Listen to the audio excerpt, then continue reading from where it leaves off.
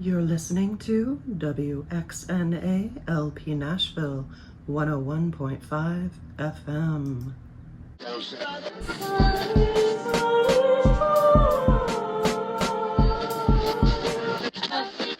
We're always having a yard sale, but it was just our dignity, you know? We chanted the mother song. We held our breath. Inhale. Exhale.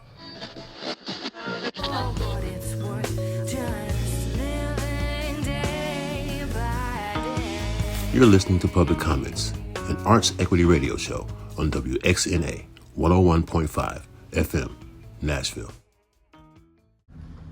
This is Public Comments, and I am Christine Hall, here with Alayna Renae. Thank you. Alayna Renae is guest hosting with us, and I would love to hear a little bit about you before we launch in today's episode, Alayna. Would you like to tell us anything about what brings you here to Nashville, working in the arts and in advocacy? I've been in Nashville for 11 years now and came to pursue music, and since being here, fell in love with the community and became a community organizer. I founded Nashville Women in Jazz with some friends to help encourage and inspire women to keep doing what they do in the jazz community and help promote and book performances for women and non-binary individuals to really help make a difference in equity in the jazz scene and to inspire more equitable practices in venues and in bands. And so throughout the work that I've done, I applied for a Thrive grant and bounded together with my dear friends, Arts Equity, and the story goes. Oh yeah, you were also the one responsible for launching our Instagram page. Thanks so much for your help with that. We were a little late to that game. But I'll just throw in there now, listeners, if you're interested in checking us out on Instagram, that's Arts Equity Nashville. We're also on the internet at artsequitynashville.org. This is Public Comments, where we hear directly from artists and allies in the Nashville art scene. During this limited series, we're building an artist-centered narrative about the Title VI complaint process that got artists their money back here in Nashville while exposing discriminatory funding practices. The show is an archive and roadmap as we continue advocating for the equitable arts funding our city deserves. Now today in the studio, we have a guest who knows a lot about getting funding for arts here in Nashville. Our guest, Asia Pyron, is a freelance choreographer, dancer, and director of Pie Dance, a Nashville-based dance company creating original productions. Pyron is an alumni of Interlochen Arts Academy and the Boston Conservatory at Berkeley, graduating with a BFA in contemporary dance performance. Pyron came to Nashville to establish Pie Dance as its home and has partnered with various art spaces, communities, and organizations to bring more concert dance to Nashville, such as Tennessee Performing Arts Center, Oz Arts Nashville, Metro Arts, Arts and Business Council of Nashville, Metro Parks Dance Division, Centennial Arts Center, the Parthenon, Harpeth Hall, Nashville School of the Arts, Lou Nashville, and more. So a lot of variety in those venues. Can't wait to hear more. Welcome, Asia. Thank you. Oh, so glad to be here. Thank you guys so much for having me.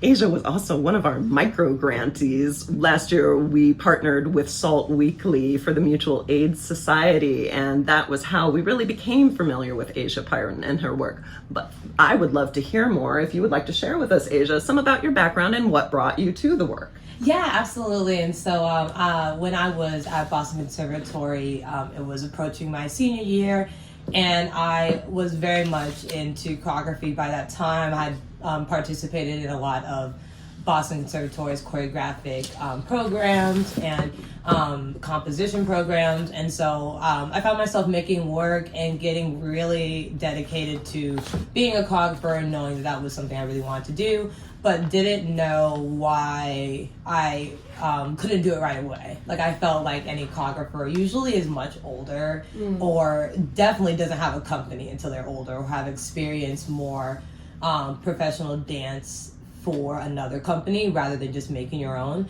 But I was very, I think at Boston Conservatory, being there was the experience of being in a dance company, and I just wasn't tied to it as much as I thought it was going to be. And so even though I knew that, you know, naturally maybe the plan would be to go to New York and audition and get into a company eventually, and probably have to, like, you know, get a coffee shop job to pay rent, and like, I just knew that it was going to be a lot, you know, and I knew that I, you know, could totally do it, and I could totally get in there and get my elbows up and, like, you know, get it going. But I really wanted to make an impact somewhere. I really wanted the freedom to kind of make my own choices and not feel like society of the dance world was going to make them for me. And so originally I am from Atlanta, Georgia, and so I did not want to go home, but I did want to go somewhere that was very similar to home. And so I actually came to visit Nashville for a New Dialect intensive, which is New Dialect is another local dance company, and they've been around about 10 years now, maybe probably a little bit longer than that. Is that Banning Bolden? Yes, the director is Banning Bolden, so she's incredible. Her intensives brings a lot of dancers and choreographers who are, like, world renowned to Nashville, and so she's such a big influence to why I came here. And just being here, even though it wasn't saturated with dance, I was just like, Nashville has space. It seems like there are resources here that, especially particularly in dance, that were not being used at the time. It was around like 2020, so it was about 2020, and pandemic was happening, and so I decided to just kind of, you know, take the plunge. And I was like, I love it here. I feel comfortable here. I feel like I can live the life that I want to live. I'm not a big city person anyway. And so I was like, I get the city, but I also get the suburbs. And I was, like, in love with Centennial Performing Arts Studios, which is the government-funded art studio in Centennial Park, and that is an amazing program. And so I just was really blown away by how many people were ready for what I wanted to do, and how people were just, like, arms open and ready to help me achieve this dream that I had of building my own company. And so I just have never looked back since then. I had an amazing time in Nashville. I absolutely love it here. I definitely am so grateful for the uniqueness and how, I think, strong-minded our community is, and we're not trying to be like any other art city that, like, may be super successful. I feel like we are at the brink of building something completely new.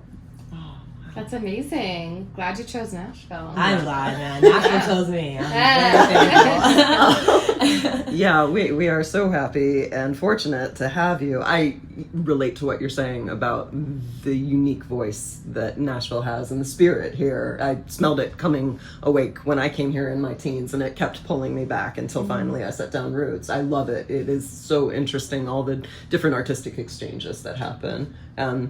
And would love to go into more depth with that. On this show, our format, public comments, we often start, and by often I do mean always, with asking the guest to give a public comment akin to one someone might offer at a publicly noticed meeting, and that is usually limited to 2 minutes. We're a little more flexible here, but wondering if you would like to address the state of the arts here in Nashville via a public comment to set us off, Asia. Absolutely, yeah. Especially with Nashville, definitely being a very southern city and southern state, I'm not too surprised with the frustrations of funding in the arts and even the support of the arts. Just like in my bio, I went to Interlochen Arts Academy, I went to Boston Conservatory. I've been surrounded by very funded institutions most of my life. And none of them really, I think now that I look back, I kind of talked to my dad about this, and I was like, it would have been really nice if my institutions told me the arts in America in general and kind of the hurdles that you have to jump over to even get to the support that I was feeling as a young artist. I think that young artists are just, like, so insanely supported, and then you get to it, you get to the career that you worked for all your life, and you're like, oh wow, it's like, I had no idea, and I always had a good sense, but definitely being in Nashville put me in a whole different, like, a little bit more political atmosphere that I didn't know that was going to be a part of my career. I think, like, if I were to, like, say something for, Nashville and the funding and the arts here, is that as we continue to break barriers. I do believe that 2 barriers will come up every time one gets knocked down. And I think that even though is like so much harder than a lot of experiences I've had, like in Massachusetts or Michigan, I do think that it is something not only just new to Nashville, but maybe new to the country in general. Obviously, it seems like during this time, we're kind of being introduced to a whole other, like, I mean, personally for me, I'm being introduced to a whole other idea of what America is. And I'm learning every day about like all of these things that maybe I had not noticed or not realized I was privileged by, or all these things. And so even as Nashville continues to deal with like kind of our constant, I always say like mess of like, you know, the arts and funding.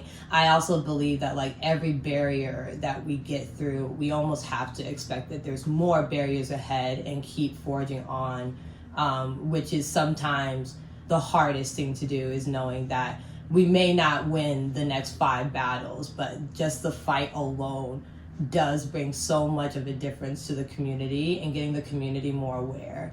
I felt like in Boston, I didn't have to be aware as much. Boston funding is really nice. I think Boston is one of the most funded arts cities in general in like America, and the dance funding is amazing. I mean, you can get a lot of money. You don't have to be a nonprofit or anything, you know, and they do so well with that I just think that coming here in Nashville was a choice, and it really has encouraged me to do my research and to make sure I'm really standing up for myself and making sure that I know where I'm living and the problems that are here. And I can say that that's definitely not something I thought I had to do as an artist, but I'm very grateful to have that realization, and I hope I continue to be a force into helping Nashville get better funding and to get more support for just citizens in general, you know, from transit to arts to all this stuff, you know, it's all about your citizenship, and it just feels like they're not, like the city is not catering to the people that live here. You know, I think Nashville's always been an art city. It's never been in question that it's music city, you know,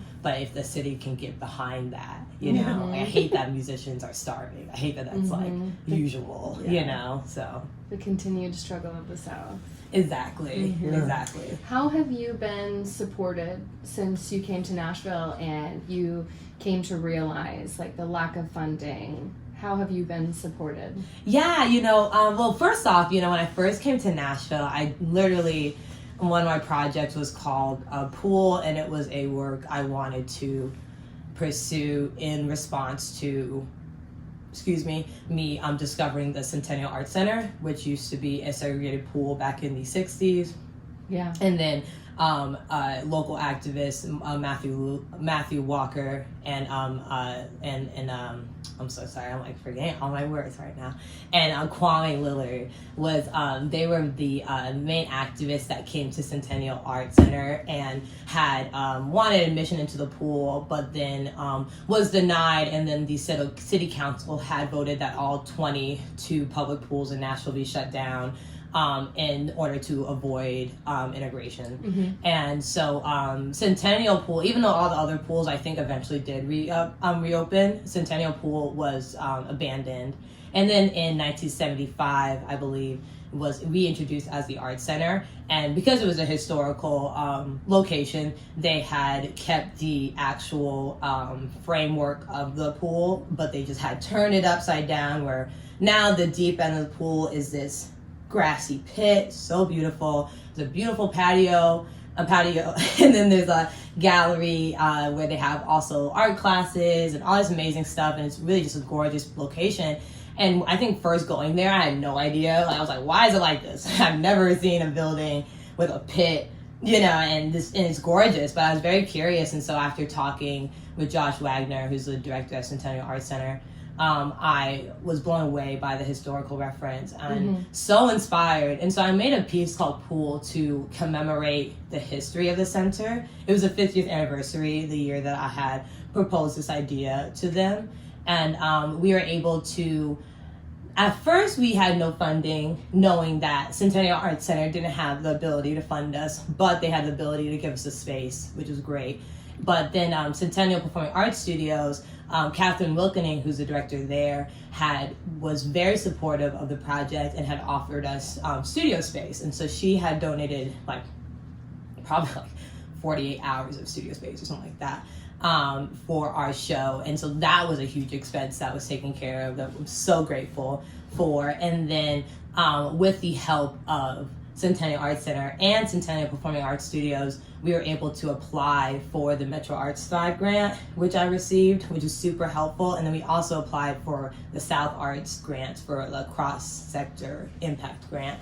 And so that, all of a sudden, a project that was literally $0, all of a sudden got like $10,000 in funding. And luckily, I had, amazing dancers at the same time who were willing to work, knowing that we were still getting funding and not very sure exactly how it was going to go, but were very dedicated to my ideas and what I wanted to do. And so, I really, really felt like, it probably took like 6 months to achieve the project. And just thinking about starting with little, just like an idea, and just like showing up and being like, I'm really crazy about this idea. I know you don't know me at all. I know that like my name isn't on billboards, and I'm literally right out of college. It was so awesome to like see them be so thrilled to have somebody that really wanted to bring this like artwork to Nashville and to make it about Nashville, especially because I wasn't from Nashville. I was feeling very responsible to be like, okay, like, I don't want to make work pretending like I'm from here. I'm not, but I also want to make work honoring myself and the people who have made a difference in this city. And so, Pool that was one of our first shows back in 2022. And it was just like the most supportive time. Ever since then, though, Centennial Performing Arts Studios continues to be our home. I haven't paid for studio space in the 4 years that I've had my company. Because of them, they are constantly supporting us in our endeavors. And so I really owe a lot to Catherine Wilkening for literally having a job of making my dreams come true and like helping me so tremendously. And so that was like just really showed me how supportive Nashville could be. And Pie Dance is a 401c3? No, actually, Pie Dance is like purely just sole proprietor now. We are currently working to be nonprofit because unfortunately that is something about Nashville that is very frustrating, is that you really cannot get any money unless you're a nonprofit. And that's the difference between Boston, is that you can. It's just so available. Even I work for a LLC in Boston that trains dance teachers to prepare their own curriculum. And they have like the amount of money that we have been able to achieve and how our budget continues to increase. And the amount of funding ways that my boss has been, or my director has been able to accumulate is amazing. And I'm just like, oh my gosh, I could never do that here. I could need to be a nonprofit here. It is on my to-do list, and like I do want to do it, but then at the same time, you also don't want to fall for being a nonprofit and it not being for you. It's really not a form that is like suited, especially for dance companies. It's very much not suited for that. So it's something that I definitely allow myself to take my time with it. Yeah. And I totally feel that. It's scary, but I definitely, again, the research, like that's kind of the biggest lesson right now for me is like, do your research. Don't listen to nobody. Don't just follow like the sheet. Like don't just let things happen. Yeah. Do your research, figure out what you need to do. I think there's a lot of creativity that can happen because of the boundaries, but it definitely doesn't make it any easier. Yeah. Wow. If you are just tuning in, this is WXNA LP Nashville 101.5 FM. Our show is Public Comments. We air on Saturdays from 1 to 2 p.m. Central. I'm Christine Hall. I'm Alayna Renae. Today we are in the studio with our guest, Asia Pyron, a freelance choreographer, dancer, and director of Pie Dance, a Nashville-based dance company creating original productions. And Asia, I have heard you and seen you be outspoken about the decrease of arts funding in the South, speaking to these issues and how you are aiming to use the power of artistic intelligence to share messages of society. I know that you were named, Pie Dance was named by the Nashville Scene the best dance performance for Murder of Crows, which I believe that was part of the application for the Saltmas micro Yes. grant. We had the privilege of awarding you. We love being able to distribute funds, so that was a fun partnership. Would you like to talk about how you approached that piece and what hurdles and what other sources of funding, what informed that performance? Absolutely, yeah. That performance was actually funded at first. It was created because of Animata Arts, which is a fairly new, I think they're maybe on their third or fourth season, but it's a new residency program that is directed by Sarah Salim and then also Centennial Performing Arts Center, our studios, and it is one of the only dance residencies where a choreographer can apply to work on a piece for, I think, about maybe like 4 to 6 months and then present it in a studio showing. And it's incredibly important because a lot of times, and especially for me, because I did go to school for my work and my knowledge of dance and choreography, and my parents spent a lot of money on my training and everything.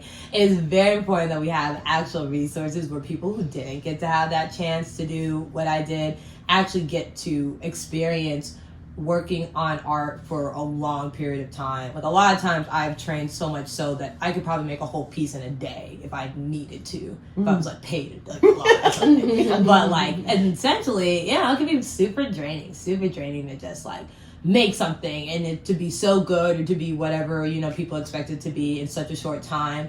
And so Animata Arts allowed me to work on Murder of Crows, which was very new for me because Murder Crows is the first piece where I involved theater into contemporary dance, and it was also an immersive piece, and I had never done immersive work before. I'm very much a concert dance person where like there is an audience and there's a stage and that was it. And so Murder of Crows is an immersive work that is contemporary dance but is based off of literally the generalization of every murder mystery you can think of. And it's very inspired by Clue the movie back in the 80s and was very much like a big part of me trying to connect more with the Nashville audience. Like, Nashville obviously is also kind of like a party city and people really like to be very active and do things. And sometimes like sitting and watching a show is not the most attractive thing to people. And so even with Pie Dance, I do really make it a mission to try to get concert dance into people's like atmospheres that don't exactly seek it out or don't know that it exists or what the community is. And so Murder of Crows was the first immersive work where people could follow any character that they wanted to, and then they would get the story, like a point of view, depending on who you followed. And so just kind of like a murder mystery fashion, instead of there being a mystery to solve, everybody just kills and everybody dies. It was very much like, like when we work in the studio, I was like, let's make a scene that is influenced by Scooby-Doo. Like, I want to like make the formation of them like walking together, and like I would watch Clue the movie and like pick up these scenes of all this movement, because I just love how theater has so much movement that is so much more pedestrian, and so and I wanted my dancers, I told them all, like, I was like, you're gonna make your own character. Who are you? Where are you from? Why are you at this party? Like what secrets do you have? And so it was really our job to, like, for all our dancers to just make their own character, and then we'd all present our characters and we'd figure out like what is a connection, like what's a secret that she may not know but he knows, and like why does this person want to kill this person. And so it was really fun. It was like, free for all, and none of us are theater people and none of us are playwrights, and so even we didn't really have a script, we just all improv and we just tried things, and it really shows too. I think dancers are automatically very open to theater, and we do like practice elements of theater. It's just not, we don't call it that, but all my dancers are very familiar with dance theater, which isn't always about speaking. That's another thing. Like, dancers usually are not asked to speak. Like, very rarely are you gonna ever be asked to speak in dance. And so I really wanted them to talk. Like, I want to talk the whole time, and I want to dance at the same time, and I want to like dance normal and talk normal, and so we were just figuring out like, oh, let's, like, I'm gonna choreograph this duet and now have a conversation when you do that duet. And like, that's kind of how these things started developing. And I think we worked on, like, Murder Crows, like I said, started on Animata Arts for that residency. And then it got later, we partnered with a restaurant called Nashville. Unfortunately, it's not there anymore, but it was this amazing restaurant and they partnered with us to do a little dinner theater, and so we did that, which was so fun because if you've ever been to Nashville, it's actually in a house and it's very small and super cute but perfect for what we were doing. And we'd run around the house and like go into the kitchen and get dragged away, and they had a basement, so we would like fight in the basement so that they could hear us like downstairs. And just exploring like, okay, yeah, like if they're not going to come to our theaters, like how can we just like go to them? Like how can I be in spaces that Nashville people go to? And so that was really amazing experience. And then from there, Daniel Jones, the director of Kindling Arts Festival, had seen it and had wanted to partner with us to bring it to a local music studio called Welcome to the 1979. Really great music studio, so interesting. Like they kind of rebuilt this factory to be a music studio for people to come and rent out. And everything in there is so old-fashioned, so perfect for the story that we were telling.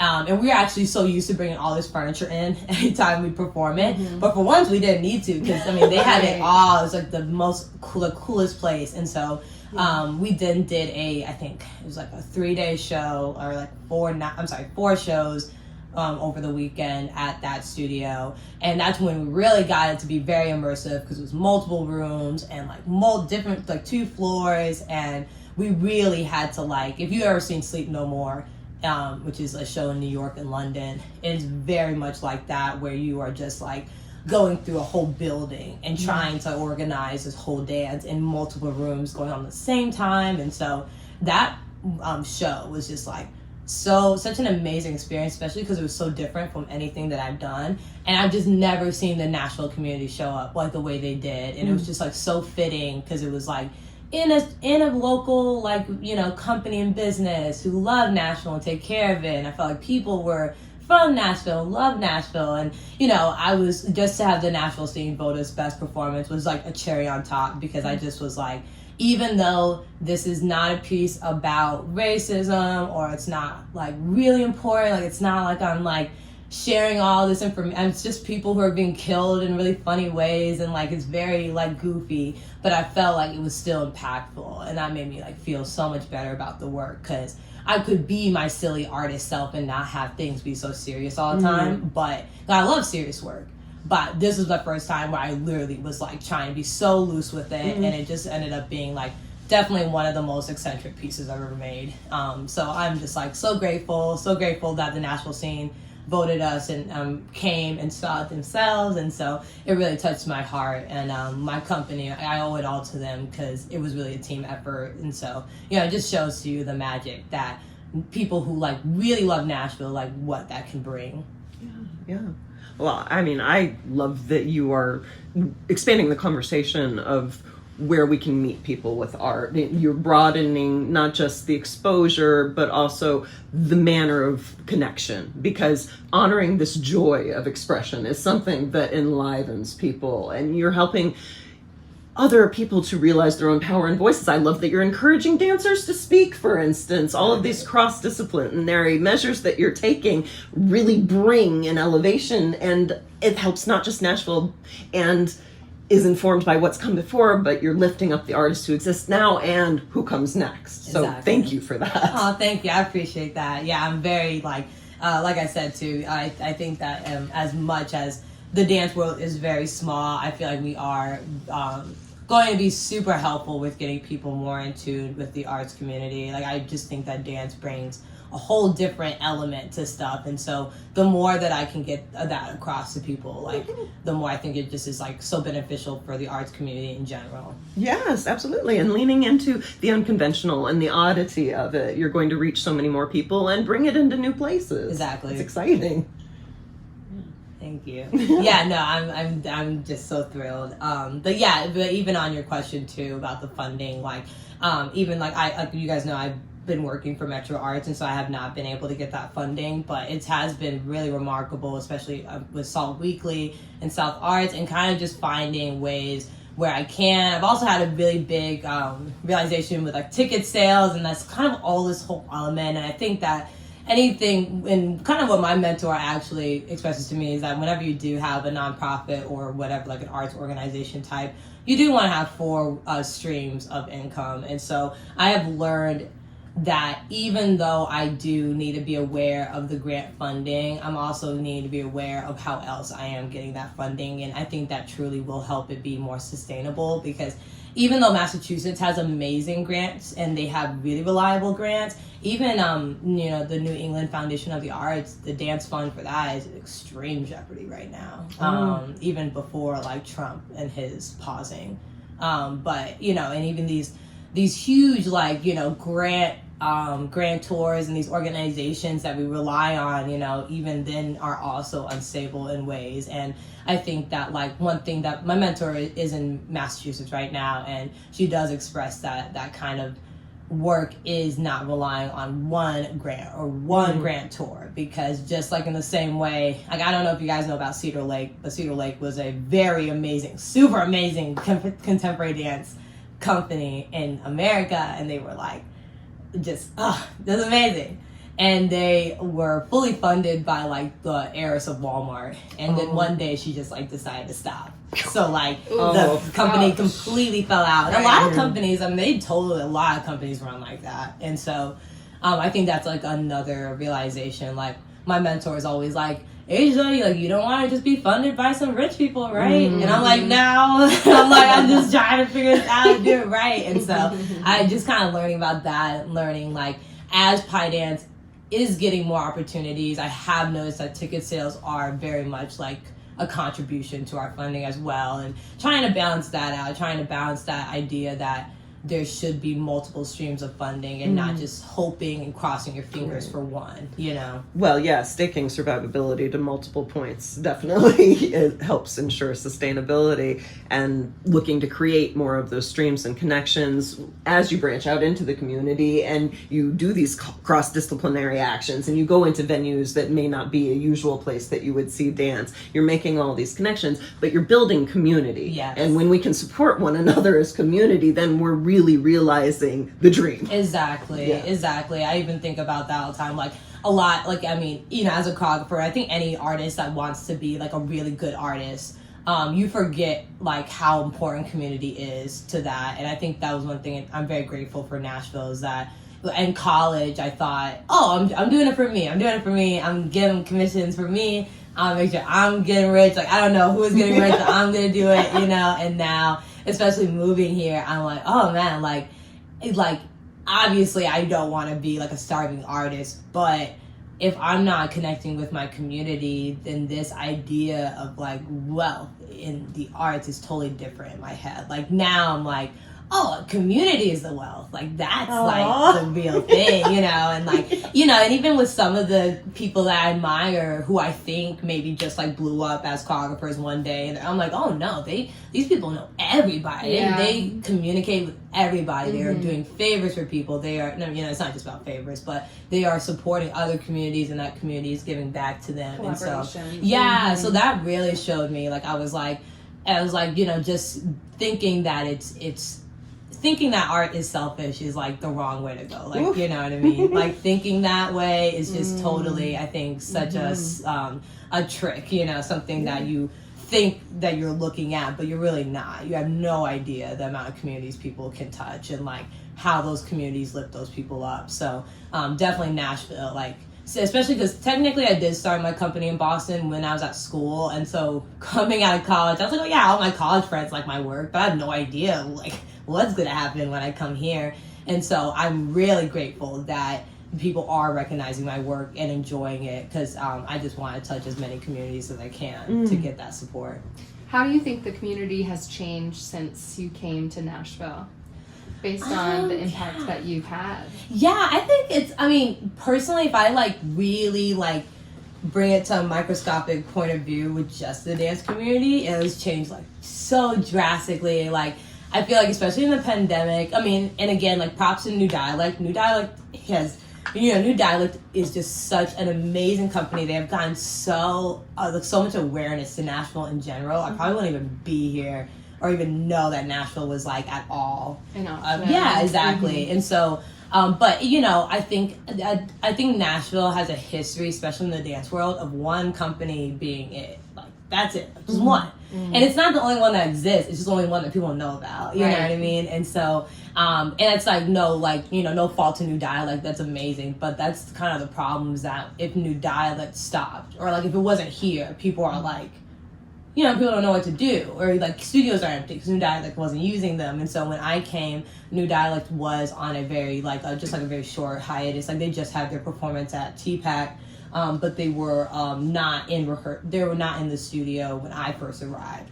And so, you know, I was like showing up to the studio and just be empty, and I felt like no one was really doing anything. I just felt like it was very like, you know, people, and I, you know, with the pandemic was very like a very hard time for people, and I think that like especially creatives, especially creatives with thrive that. on collaborating. Yeah, exactly. And I also feel like the resources, like people weren't inspired to build resources. But now, like, seeing how much, like, my friends and my colleagues have not only been making work just to make work and put it out there, but also building platforms for that work to be presented, building more resources to actually do it. And even though for me, I came to Nashville and I sought out my resources, like, I'm very much super focused on getting it done.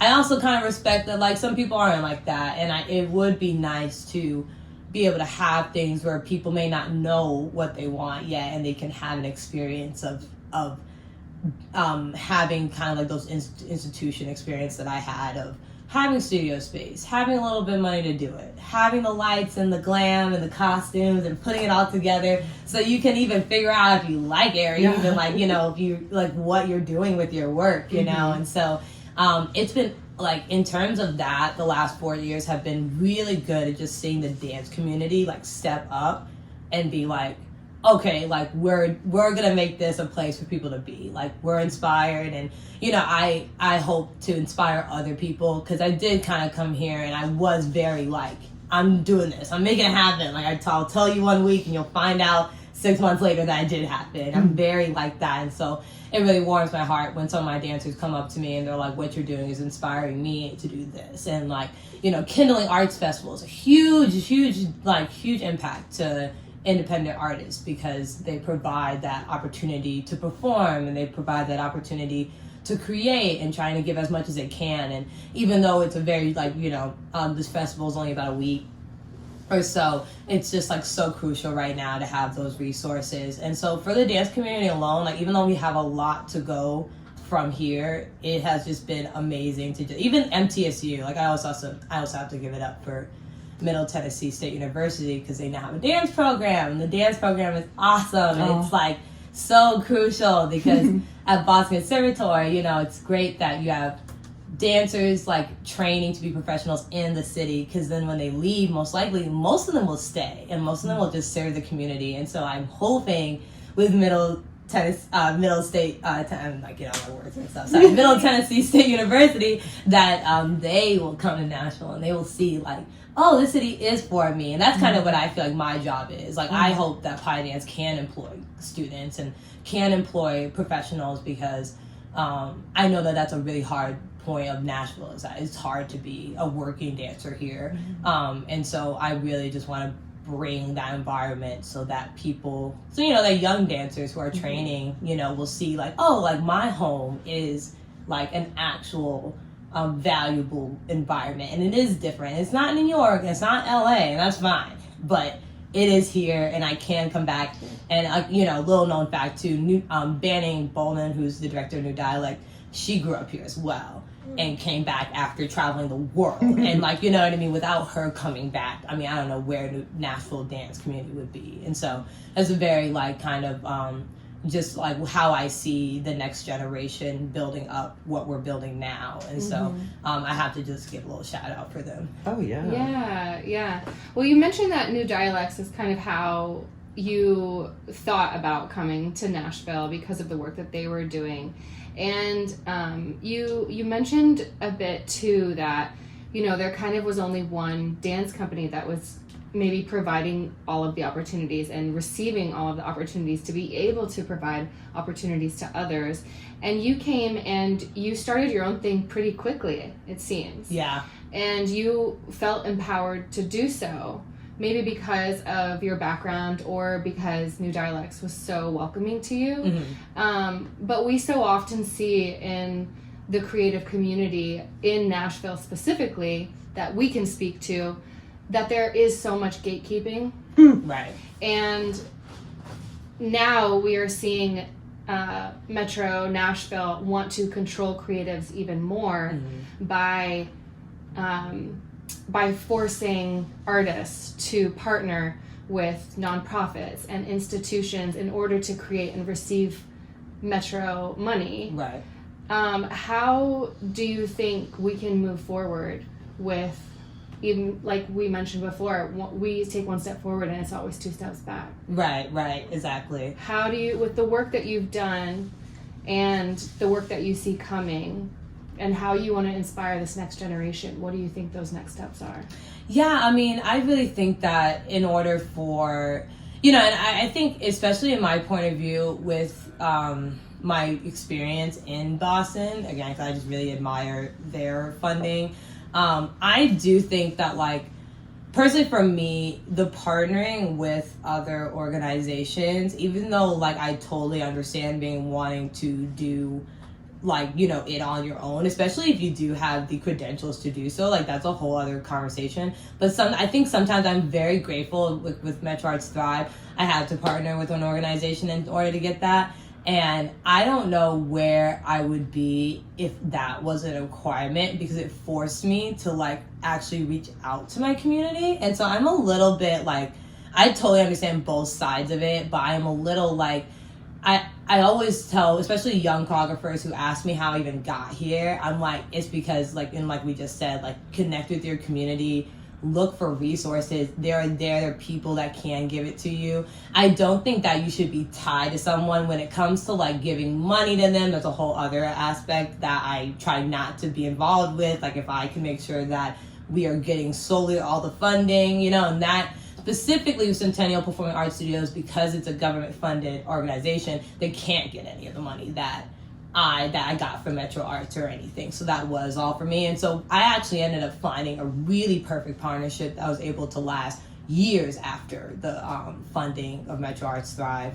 But on that same note, though, I will say that if there's just, I think that there needs to be more education on exactly how other cities are able to do what they do. Like, I don't know if, anybody admires a certain city like I do, like in the way that I admire Boston, but a lot of things that are being implemented now in the arts funding are things that are very normal in Boston. Like, fiscal sponsorship is so normal in Boston that I honestly, for me, see it as a way of protection, because I have a fiscal sponsor, and if I get, $20,000 and I don't know how to, like, I didn't know how to pull my taxes out. I'm a young person. I'm, like, right out of college. I didn't even know about taxes, you know what I mean? I didn't know that was something that was going to be, like, something to bite me in the butt later. And so my fiscal sponsor was able to help me with that. And even granted, don't get me wrong, that 8%, it bites. Like, I don't like giving money to anybody either, especially in that way. But if I didn't have that fiscal sponsor, I would probably be in, like, way debt right now, because I'm not wealthy, and it's not like I, have a salary at all or anything. So it was kind of strange that, like, you get these big grants and then you don't know the responsibility of even holding that kind of money. And personally, I just really want to make sure that, like, everybody's protected. Like, I would hate for somebody to make a beautiful show, get a good amount of money to do it, have it all come over, and then boom, you have, like, a bunch of problems with the IRS or whoever you want to talk to, whoever is, like, going to be tracking this money that you are getting. And so I really appreciate having that little extra push just to have somebody who just knows more than you than that way. And, like, again, Centennial Performing Arts Studio, like, I can only really speak from my experience, because that is my partner and they have continued to support me in that way.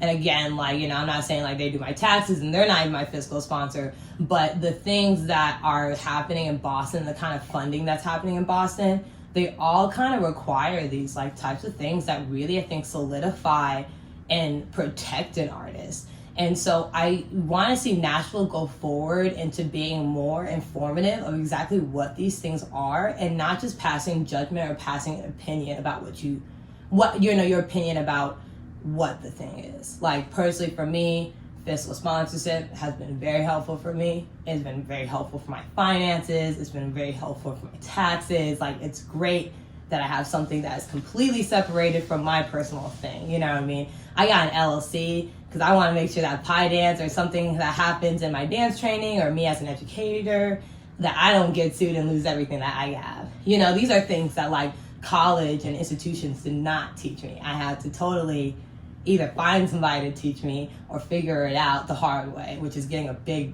debt receipt, And so I just feel like a lot of times, like, that's what I want the most out of Nashville. A lot of times when my friends ask me about the funding or what I've gotten, I've had to tell them these things. I'm like, honestly, if I were you, I would get a partner. I would get somebody that knows what they're talking about, just so that you're not the one, to get like bitten at the end of it. You want to be able to be free as an artist. And in reality, art is totally business. I think that's kind of the hardest part of all this that I've learned, is that it is business, and they will not look, and like, no one's gonna look at you differently just because you're able to accomplish a project. They're still gonna look at you and be like, well, hey, you had a lot of money in your hands, and even though it's gone now, we're still gonna track you on that. We're still gonna get you back on that. And so even for me, even though I do want a lot of funding for Pie Dance, I so want Pie Dance to be like $500,000 company. I want them to be like so big, but I now know that I'm going to make sure that I take the steps and do the research to know exactly how that happens and how that happens sustainable. Like, how that can actually be a reality and not just something that happens overnight, kind of like Cedar Lake, one Walmart art heiress who don't want it, who just don't want it, and I think the dance world really, really knows what that looks like. And so that's just kind of my point of view of that. That's absolutely an important consideration, balancing the freedoms with the protections. Listeners, if you're just tuning in, this is WXNA LP Nashville 101.5 FM. I'm Christine Hall. I'm Alayna Renae. We're here in the studio with our guest, Asia Pyron, today. Asia is a freelance choreographer, dancer, and director of Pie Dance, a Nashville-based dance company creating original productions. We're considering equitably funding the arts here in Nashville, discussing access and belonging, space and invitation, challenges and pathways, and really what it's like to be a local artist and start your own thing. And what I'm hearing when you're talking about the benefits of fiscal sponsorship for you is how important it is to have these different access points of funding that we've discussed, because there is no one-size-fits-all solution. You may have artists just entering the market, and it's very important to forge those partnerships, to share and expand the education, and to build that network. And then you have other artists who very much are not interested in being managed. And so for you, a requirement is helpful, and for another, it's not. It's a deterrent. But having the different options of funding is really where it's Super at, important, and these yeah. different channels for meeting people where they are and helping elevate by building these platforms. And Alayna and Asia, you both are artists here in Nashville doing your own thing, building systems that are workable for artists, for outreach and for connecting with your audience. And I just really want to offer my respect and appreciation, because I've certainly enjoyed each of your artistic offerings, but also how you move in the community and how you inspire the community. And Asia, I want to bring up right now the performance that you had at TPAC in January, God's Country. I saw that it was inspired by Chat Pile, the band, which I love underground punk. That was really exciting to me. I love you're tackling tough issues. You want to expand the social consciousness and awareness. Specifically, this was described as a dance horror, which was amazing to me. And it really sounded like the message was anti-apathy. And specifically, I saw it was calling out that attitude about homelessness and mental illness. And so as we're entering the last few minutes of our conversation here, I would love to hear you talk some about that. Absolutely, yeah. So God's Country was our latest work that we were able to fully premiere at TPAC. TPAC had given us a great opportunity where they had basically a week free of the theater and didn't have anything planned for it. They had reserved it for another artist that ended up using a different week. And so they had invited Pie Dance to come into the theater for a whole week, about I think we did 5 hours a day, and then end the week with a performance, which was really, really, really amazing. Totally shocking. A 5-year plan just ended up happening all of a sudden, and I was like, wow, my gosh, TPAC. I mean, I had definitely had been at Oz and just dabbled in the theater world of booking theaters and what that looks like and everything, and so it was a really cool plunge to get a lot of information about how to work with a theater, especially a major theater like TPAC. And so God's Country was a work that we started because of Oz Art's Brave New Works Lab, which is another really great source of funding and not only funding, but to create a work and present it in the theater. And so we had started God's Country with that residency. And we had made it about 30 minutes because that was the limit for the show at the time. And so when we went to TPAC, we made it a full hour. And the show was essentially a mix of, Chad Pyle also came out with an album called God's Country, obviously first.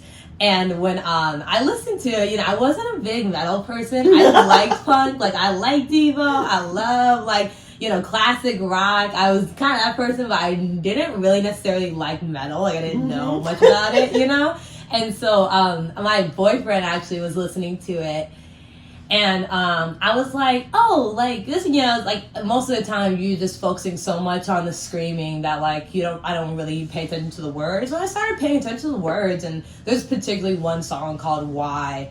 And it was why do people live outside? And he just kind of repeats it over and over again. And I thought I was like, oh, it's so interesting. Why is he saying that? I wonder what made him want to do this. And my boyfriend then explained to me that Chat Pile is a band from Oklahoma City who is solely inspired by spreading the awareness of humanitarian issues in America in general, but particularly in their town in Oklahoma City is very has a very problematic problem with homelessness, domestic abuse, lots of actually even in terms of random things obviously drug and mental issues as well in the community. And Chat Pile, for their band, they will always post cars running into houses as their newsreel. So they'll be upcoming tour. And there'll be another thing in Oklahoma City of a car going into a house. And they have multiple posts.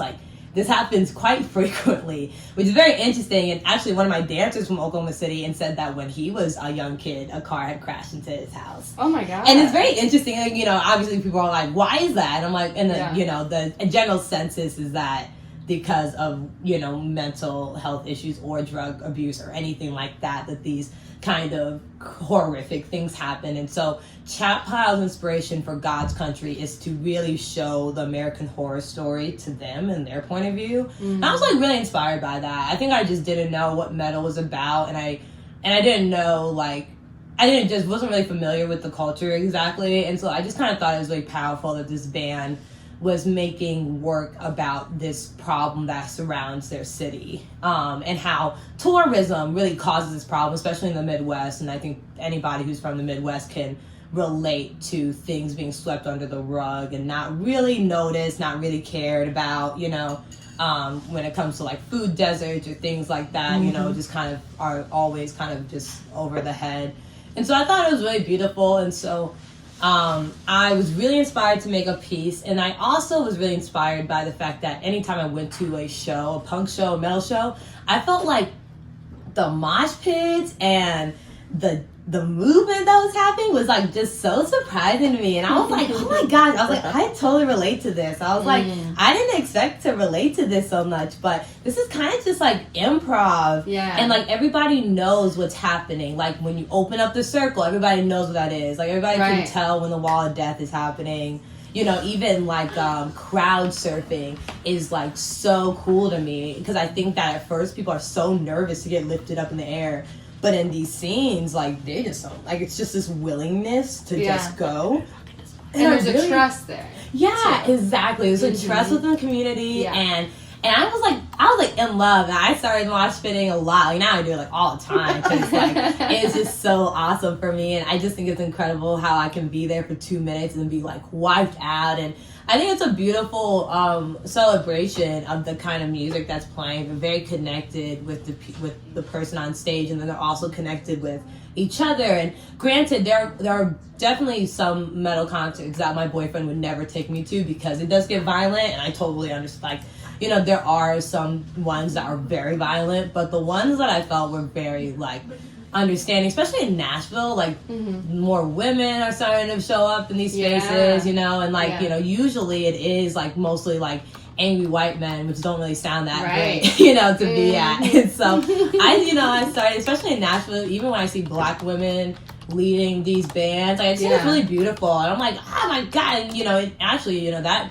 metal and punk has a huge African American history, obviously. And so, you know, I just was like, oh, I do love this, and I love the music, and I love this culture. And so God's Country was my attempt to try to get contemporary dancers to meet that and to not make metal culture into contemporary dance. You know what I mean? Like, I was like, I want somebody who's in this scene to come to the show and recognize what's happening, not to feel like I just made mosh pitting really pretty and like graceful, because it's not graceful. It's actually hard. Like, it was like, it was hard to make my dancers like mosh. Like, I was like, you have to like beat each other up, like really go for it. And like, you know, we got better as we went, but you know, I'm just like, it is just such a skill. It's a sense of like not being aware, and dancers are just trained to be so aware that it was really fun to do. And I think specifically with Chat Pile, they make their music in such a different way where like the rhythms are just really, really good for dancing. And I just was like, I not only love this and what they're talking about, but I love how they made this. Like, it's not like other metal albums. And so they were really supportive too. They like reposted our stuff all the time. They were so excited about it. I got the rights to the music to do the show, and they really did try to make it. They're very popular now and touring all over the world, but they like, I got to see them backstage and talk to them, and they're very like, they're all like kind of in their 40s, and they're just like really cool guys, and so like very much in the art world, but like you know, just like the most respectable people. And so it was really beautiful. I just think that people think that the punk and metal scene is just so like not welcoming, that it was just really surprising how welcoming it really is, and how like I even went to Brittany. I keep wanting to say, every time I want to say Brittany Howard, I almost say Brittany Murphy. Brittany Howard had a concert for her metal show. Her new project. Yeah, and it was really amazing. And someone even said, they were like, for anybody who thinks that this scene is too, like, needs to just be this kind of person or this kind of person, or is not open to how opening and how more people are coming in, then like, you suck. You know what I mean? Like, you should be open. This is for everybody. You know? Representation matters. Exactly. So I was really inspired by that, and so that's what we did at TPAC. That's awesome. Incredible. Oh my goodness! Thank you so much, Asia Paran. Thank you, guys. Amazing hearing from you. And yeah, I just as a former punk, I mean, it's always in my heart. What I will say about that is the spikes protect our tender hearts. That's something I learned in the mosh pit. I love that. Yeah. And it is a really supportive community. The metal community, I always hear that. I love that you have learned about that firsthand and you're spreading the word. And to close us up, Asia, would you like to just give a moment to, if you were, for instance, an arts commissioner, how would you fix funding in Nashville? Yeah, even though I can't speak as a commissioner, you know, but if I were to do anything to help fix this problem, it's really just to make sure that you are truly connecting with local artists on a different level than just going to the shows, but to really expose yourself to exactly what Nashville art is in every single spectrum you possibly can. I think if I were to ever hold that kind of power, I would need to expand my outreach way farther than just the dance scene. I know that if I were a commissioner and I was biased to only dance, that would just be as harmful as, not having arts funding at all. And so I just really want everybody to make sure that they're doing their due diligence to know Nashville's art scene for truly what it is, and to have a really good understanding of the people who really need the funding the most and who carry the arts. And I don't necessarily think that it's just the Fritz or Nashville Ballet who do that, and it really is the people that live here and that who are doing it from the ground up. And so that's definitely what we need to connect with. Awesome. Yes, Thank you well said. so much, Asia Pyron, artists supporting artists here. This is Public Comments. I'm Christine Hall, I'm Alayna Renae. and we are on air 1 to 2 p.m. Saturday Central. We'll be back next week with Nicole Williams, a freelance journalist and a columnist. And right now, we are going... Are we ready? Yeah. We're ready. We're going to be handing it off to the Teen Power Radio Hour.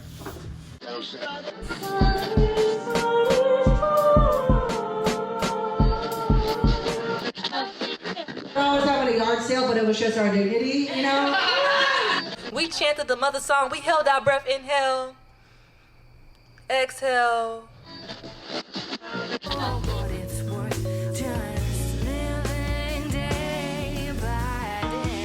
You're listening to Public Comments, an arts equity radio show on WXNA 101.5 FM, Nashville.